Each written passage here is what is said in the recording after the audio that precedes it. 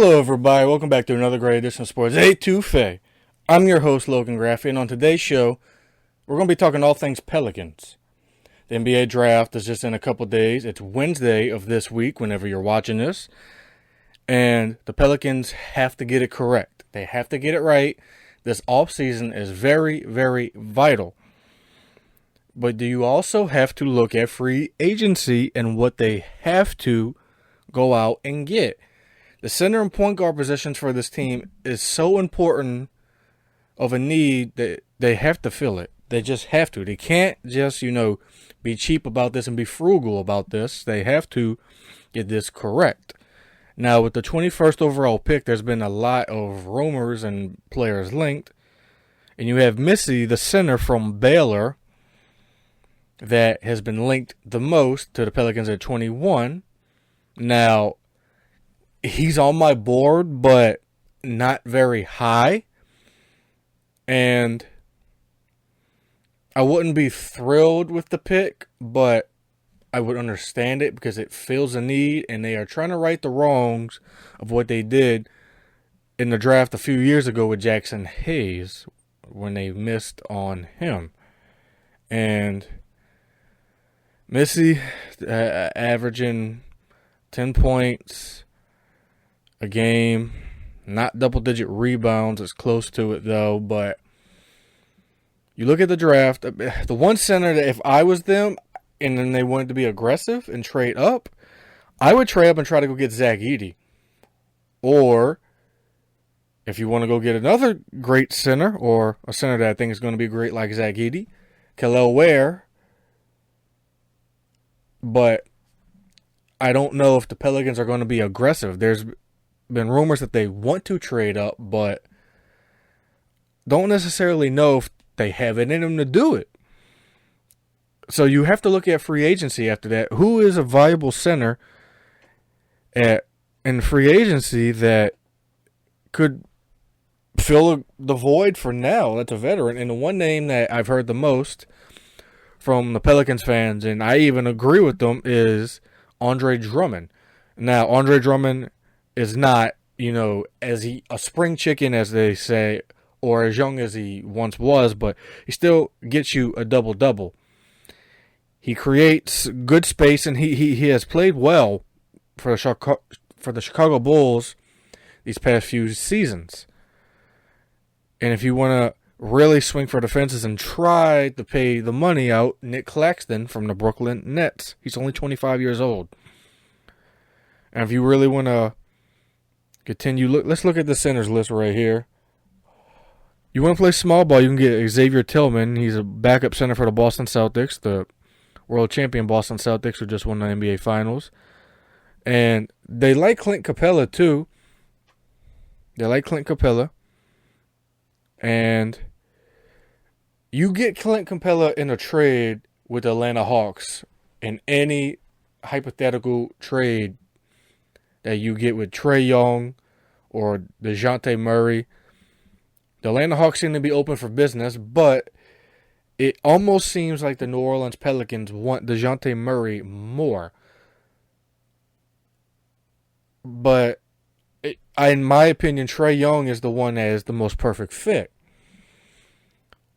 He's a three-point threat. Yes, DeJounte Murray is the better defensive player, but Trae Young is the better overall player, of course. I don't have to necessarily tell you that. You probably already know that already. But will they land Trae Young? That is to be determined, and I am worried that they won't.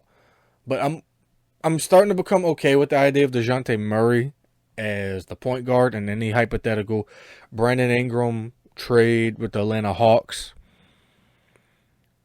So the centers that I'm looking at right here that are available as an unrestricted free agent, not restricted at all, Andre Drummond, Daniel Tice is an intriguing option for small ball, Nick Claxton, absolutely, Xavier Tillman, and other than that, there's not too many others that I would go after. I mean, you're not going to get an Isaiah Hartenstein from the Knicks. He's about to get absolutely paid bank. And you could go out and maybe trade for a Mitchell Robinson. I don't know what it will take the prime away from the Knicks. He has his injury issues and injury history. But I don't know if it would be differently here. But in my opinion, I would take a chance and swing on it. And if you miss, what do you really give up for Mitchell Robinson? Maybe a pick or two? Like, you're not really... It's a high risk, high reward, in my opinion. When it comes to the center position is so important right now. I mean, it's more important than the point guard position, because even if you miss out on trading for a point guard like a Trae Young, like a DeJounte Murray, or even a Darius Garland. I mean, Chris Paul's still out there. That's the crazy idea I've always had, to go out and get Chris Paul again. But I don't necessarily have a good feeling, or a good reading is the correct way of saying this, on where the Pelicans, what direction are the Pelicans going. They are going to be building around Zion Williamson. Brandon Ingram is inevitably on his way out of here. I don't need to tell you that. It's just a matter of when at this point, with the Brandon Ingram trade, and is it going to be with the Atlanta Hawks? I would hope it's with the Atlanta Hawks, because from the beginning I've always said you have to either trade with the Atlanta Hawks or the Cleveland Cavaliers. Trae Young is number one priority in my opinion. And if you miss out on Trae Young and the Hawks don't like your trade offer and they rather trade DeJounte Murray away, so be it. DeJounte Murray and Herb Jones would be a good defensive front. And when DeJounte Murray was the leading man in San Antonio, he averaged close to a triple-double, made an all-star team. I mean, he's a great player. It's just I don't necessarily know about the fit. But that is to be determined. Now with the draft, I can come out and say I'm not the biggest fan of Missy. I've said it earlier in the show. I'm not the biggest fan of Missy from Baylor. But it is what it is. If they draft him, it is what it is. As for second round prospects that I like, I can pull up my board right here and tell you that there are some second round prospects that I like. One of them is a Louisiana school guy, and I know many people are going to say, of course you're saying a Louisiana school guy, but when I say this name, you're going to be like, okay, I understand. Isaiah Crawford from Louisiana Tech. He's not the fastest. He kind of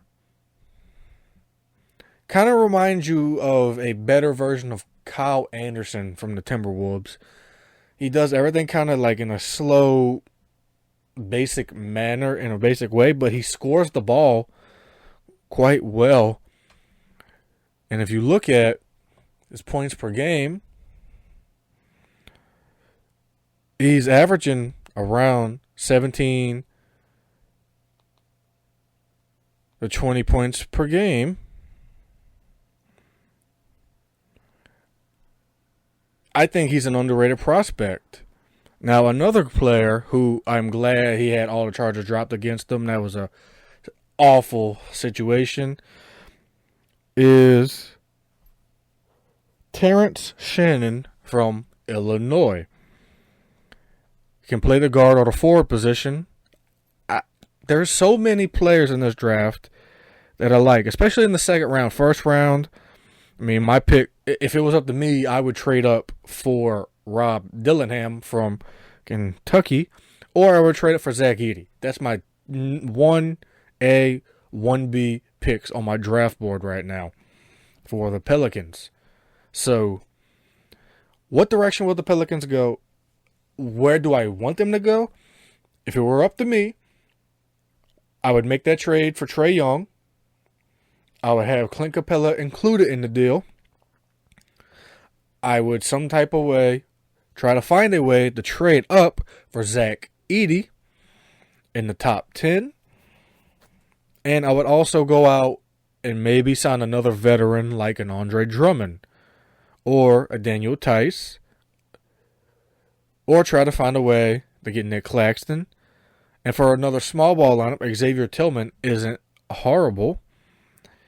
So, in a perfect world, your lineup would be Trae Young, C.J. McCollum or Trey Murphy, Herb Jones, Zion Williamson, and Clint Capella at the center spot.